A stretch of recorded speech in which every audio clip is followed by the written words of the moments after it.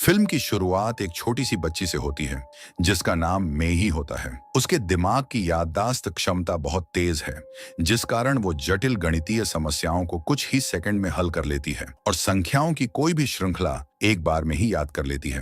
एक बार जब वह कोई संख्या देख लेती है तो उसे कभी नहीं भूलती है। एक बार जब वह अपनी क्लास में होती है तो अपने टीचर के उत्तर में ही गलतियां निकाल देती है और फिर खुद उसे सुधारती है, जिससे टीचर आश्चर्यचकित रह जाता है। यह बात पूरे स्कूल में फैल जाती है। इस लड़की का दिमाग बहुत तेज है। एक दोपहर जब वह अपने दोस्तों के साथ घर जा रही थी तो कुछ गुंडों ने उसे अगवा कर लिया और उसे सीधा चीनी माफिया हान के पास ले जाते हैं।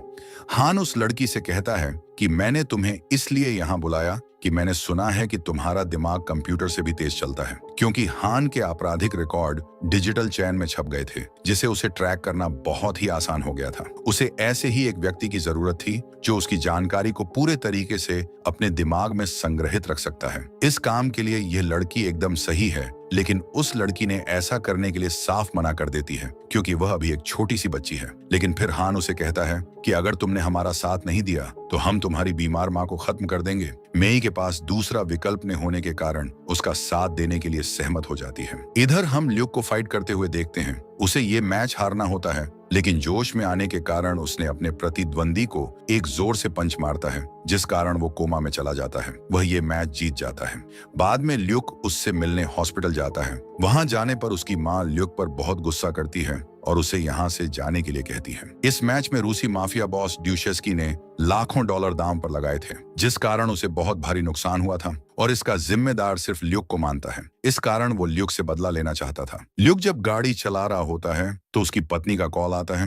वो उसे बताती हैं कि उसके घर में कुछ गुंडे घुस आए हैं, इसीलिए ल्यूक जल्दी से घर पर पहुंचता है। वह देखता है कि उसकी पत्नी मर चुकी है। तभी यहाँ वेस्ली नाम का एक आदमी आता है जो रशियन माफिया ड्यूशेस्की का बेटा होता है। उन्होंने उसकी पत्नी को इसलिए मारा था क्योंकि ल्यूक को मैच हारने के लिए कहा गया था। ऐसा नहीं करने पर उन्हें लाखों डॉलर का नुकसान हुआ था। वेस्ली ल्यूक से कहता है कि आज के बाद तुम जहां भी जाओगे हमारी नजर तुम पर रहेगी और अगर तुम किसी के भी करीब गए तो हम उस इंसान को मार देंगे। तुम अगर खुदकुशी करना चाहो तो हम तुम्हें कभी नहीं रोकेंगे। लेकिन ल्यूक बहुत ज्यादा दुखी हो जाता है क्योंकि उसने अपनी पत्नी को हमेशा के लिए खो दिया था। उधर हम मेई को देखते हैं जिसको न्यूयॉर्क में 1 साल का समय बीत चुका है। वे यहाँ हान के सभी कामों को देखती हैं। मेई समझने लगती है कि कैसे शक्ति और पैसा भूमिगत की दुनिया के माध्यम से चलता है।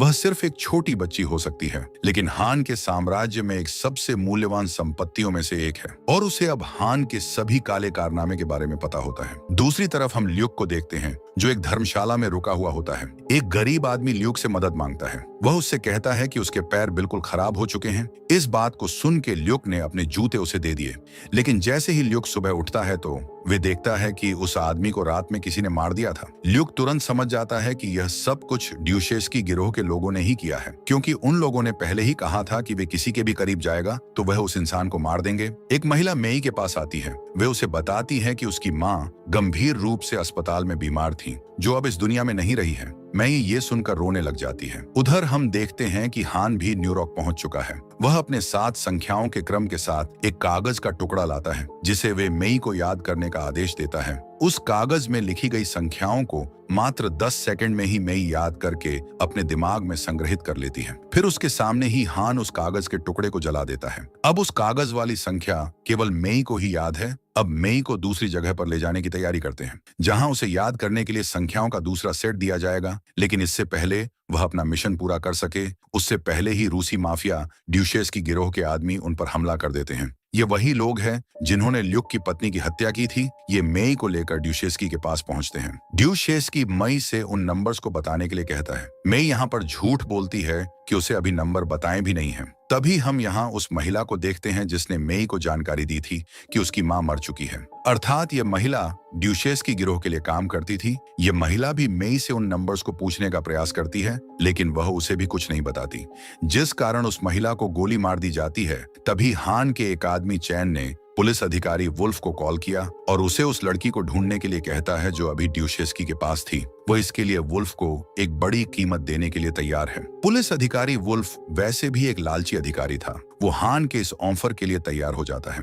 वुल्फ ने तुरंत ड्यूशेस्की को कॉल किया और उससे पैसे मांगता है, जिस कारण दोनों में बहस शुरू हो जाती है। तभी मेई चुपके से यहाँ से निकल जाती है। उसे वापस ढूंढने के लिए दोनों गिरोह बेताब हो जाते हैं। मेई मेट्रो स्टेशन पहुंच जाती है, जहां ल्यूक किनारे पर खड़े होकर खुदकुशी करने का सोच रहा था। तभी ल्यूक की नजर उस छोटी सी बच्ची पर पड़ती है। फिर ल्यूक वहां पर ड्यूशेस्की के लोगों को भी देखता है, इसीलिए ल्यूक उनका पीछा करने लगता है। छोटी सी बच्ची ट्रेन में चढ़ जाती है। उधर ड्यूशेस्की के लोग भी ट्रेन में घुस जाते हैं और उन्हें देखकर ल्यूक चलती हुई ट्रेन पर लटक जाता है और जल्दी से ट्रेन के अंदर दाखिल हो जाता है। वे एक एक करके सारे लोगों को मारने लगता है और जब ट्रेन स्टेशन पर रुकती है, मेई वहां से जल्दी से निकलकर बाहर भागने लगती है। इस समय ल्यूक पुलिस रेडियो पर प्रकाशित हो रहे लाल अलर्ट को सुनता है, जिसे स्पष्ट था कि पुलिस भी उस लड़की की तलाश कर रही थी। लेकिन मेई को एहसास हो जाता है कि पुलिस उसे सुरक्षित स्थान पर नहीं ले जाएगी। वह उसे सीधे माफिया गिरोह को सौंप देंगे। कुछ ही दूरी पर चलने के बाद उसे दो भ्रष्ट पुलिस वाले मिलते हैं।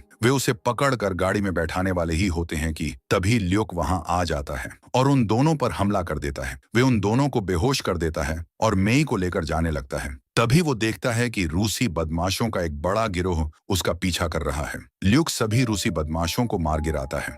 उसके बाद ल्यूक मेई से कहता है कि वह उस पर विश्वास कर सकती है और फिर दोनों 5 स्टार होटल की तरफ चले जाते हैं। फिर ल्यूक होटल में जाकर वहां पर एक कमरा बुक करता है और मेई को लेकर होटल के कमरे में चला जाता है। वह मेई से पूछता है कि आखिर इतने सारे लोग तुम्हारे पीछे क्यों पड़े हुए हैं। वे लड़की रशियन माफिया हान के बारे में सब कुछ बता देती है। वे कहती हैं कि आज सुबह ही हान गिरोह ने उसे एक कागज पर लिखे सारे नंबर को याद करवाया। फिर दूसरे नंबर याद करवाने के लिए उसे कहीं दूसरी जगह लेकर जा रहे थे। तभी रास्ते में कुछ गुंडों ने उन पर हमला कर दिया। इसके बाद वे गुंडे उसे ड्यूशेस्की के पास लेकर गए थे। फिर वे उन्हें चकमा देकर वहां से निकलकर मेट्रो स्टेशन पहुंच गई थी। दोनों के बीच में बातें चल ही रही होती हैं। तभी हम देखते हैं कि हान का आदमी चैन उस होटल में पहुंच जाता है। होटल रिसेप्शन पर पूछता है कि यहाँ कोई आदमी आया था जिसके साथ में एक छोटी सी बच्ची थी, और रिसेप्शन वाले उसे कहते हैं कि हम अपने कस्टमर की जानकारी नहीं दे सकते हैं। तभी चैन उस पर बंदूक तान देता है, जिस कारण वे डरकर उन दोनों के बारे में बता देती हैं। उसके बाद वे ऊपर आने लगते हैं। वहां पर सिक्योरिटी और उनके बीच गोलियां चलने लगती हैं। गोलियों की आवाज सुनकर ल्यूक मेई को उन नंबर्स को एक कागज पर लिखने के लिए कहता है। उसे बताता है कि अगर हम अलग हुए तो तुम किसी को यह मत बताना कि तुमने उसको नंबर बता दिए हैं। ल्यूक उस कागज को अपने पास रखता है और दोनों वहां से निकलने लगते हैं। जैसे ही वे दोनों बाहर निकलते हैं, उसका सामना चैन से होता है। दोनों की तरफ से गोलियां चलने लगती हैं, जिसकी वजह से होटल से लोग डरकर भागने लगते हैं। इसी बीच चैन के लोग मेई को पकड़ लेते हैं और सभी गुंडे ल्यूक पर गोलियां चलाने लगते हैं। ल्यूक एक आदमी को लेकर होटल की खिड़की से बाहर कूद जाता है, जहां उसके पीछे पुलिस पड़ जाती है। वे एक आदमी की गाड़ी छीनकर वहां से भाग जाता है और रास्ते में उस गाड़ी को छोड़कर एक टैक्सी में बैठ जाता है।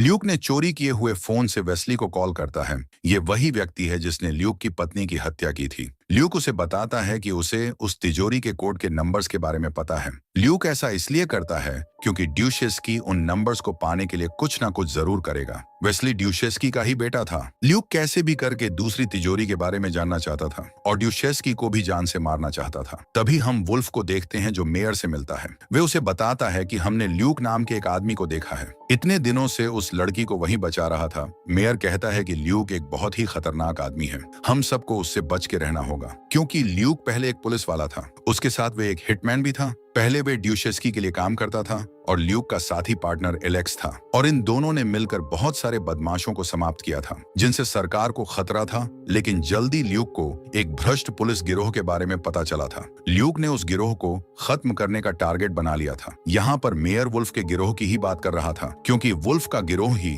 पुलिस विभाग में सबसे भ्रष्ट गिरोह था। इसलिए ल्यूक उस गिरोह का खात्मा करना चाहता था। लेकिन हम लोगों ने अपना दिमाग लगाकर सारे आरोप ल्यूक पर लगा दिए, जिस कारण पुलिस विभाग ने उसे सस्पेंड कर दिया था। उसके बाद वे एक फाइटर बन गया था और वे ड्यूशेस्की के लिए काम करने लगा। लेकिन ड्यूशेस्की ने भी उसके साथ धोखा करके उसकी पत्नी को मरवा दिया था। इसलिए ल्यूक अब और भी ज्यादा खतरनाक हो गया है। हमें कैसे ही करके उससे बचना पड़ेगा। उधर हम चैन को देखते हैं जो मेई को लेकर हान के पास पहुंचता है। वह उससे पूछता है कि क्या वो नंबर्स तुमने उस आदमी को बताया था? तो मेई झूठ बोल जाती है कि उसने उसको कुछ भी नहीं बताया था। उसी समय चैन एलेक्स को कॉल करता है। एलेक्स वही आदमी है जो एक समय ल्यूक का साथी हुआ करता था। चैन उसे कहता है कि तुम्हें मेयर पर नजर रखनी होगी क्योंकि दूसरी तिजोरी का कोड सिर्फ उसके पास ही है। तभी हम ल्यूक को देखते हैं जो एक कैसीनो में पहुंचता है जहां वेस्ली पहले से ही मौजूद होता है। ल्यूक उसके आदमियों को बुरी तरीके से मारता है और साथ में वेस्ली को भी। ल्यूक वेस्ली को बंदी बना लेता है, फिर कॉल करता है ड्यूशेस्की को। उसे बताता है कि उसका बेटा मेरे पास है और अगर तुमने मेरे सवालों के जवाब नहीं दिए